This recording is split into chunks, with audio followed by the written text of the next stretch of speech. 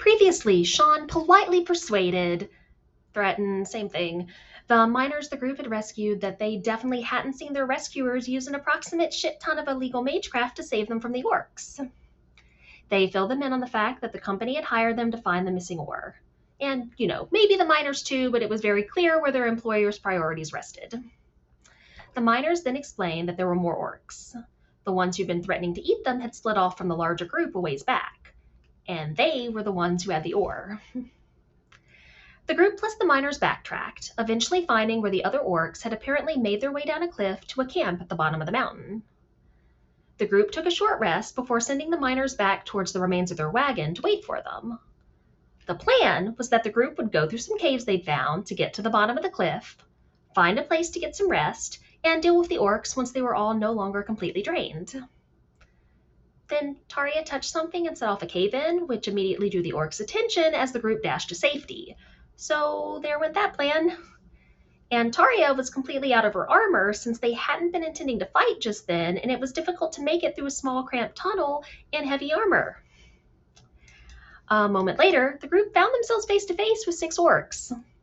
Keelan half-heartedly tried to push discussion instead of fighting, but it didn't go over well. Within moments, the group was involved in a fight, and everyone but Sean and Keelan were almost instantly bloodied, if they weren't already in that state from the cave-in, which, many of them were. Very aware that the fight wasn't going in their favor, Sean grabbed the crown they'd gotten from the other orcs, which Tornak had been holding.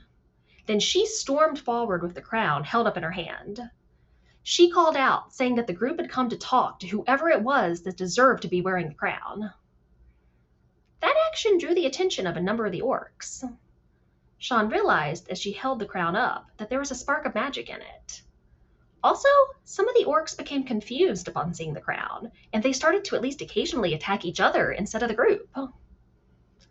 Keelan threw up a fog cloud, which helped buy the group some time as some of the orcs couldn't attack them until they got out of it. One of the orcs got tired of it, though, and ended up dispelling it after a bit. Zaya cast haste on Oz and Taria, but she went unconscious not too long afterwards, which not only took her out of the fight, but also removed both of them from it for, let's say 6 seconds. Sean got Zaya back to her feet with a very sarcastic healing word, only for her to go down again. For a moment, the group thought that Keelan was going to go unconscious and that Zaya was going to be killed outright. Tornak taunted the attacker, though, drawing his attention and preventing a fatal blow. Tornak went down in the process, though, leaving Sean to get both him and Zaya conscious again.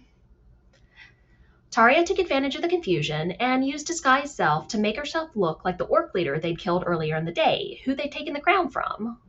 She did her best at impersonating him, insisting that Sean was an usurper who didn't deserve the crown. Around that time, Sean managed to get the crown's magic working and ordered one of the orcs to kneel at her feet. When he knelt as commanded, it gave Taria a clear shot to attack. As Taria was still disguised as the orc leader, she loudly claimed it was because the orc shouldn't kneel to anyone but her.